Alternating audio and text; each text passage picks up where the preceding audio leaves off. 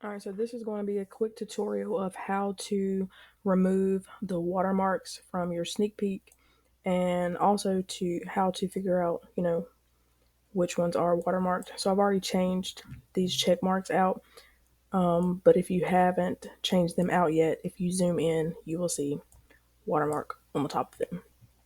And so we're going to go down to find the other ones that I'm watermarked. Let's see. All right, so I've already started right here, but I'll walk you through it. All right, so you see right there on the check marks, it has the lines going through it. So those are watermarked.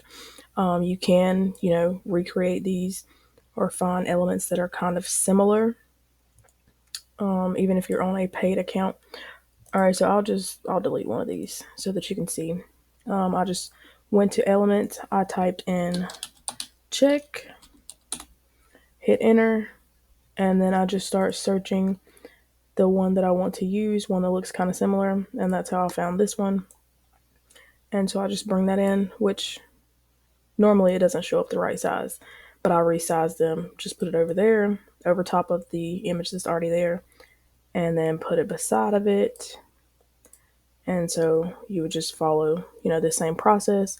And then I normally click above the element. Hold on. Move this over.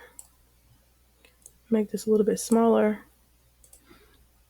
All right, so yeah, I normally click above the element and then drag it down, let it go, and then it'll say group. So I want to group everything together.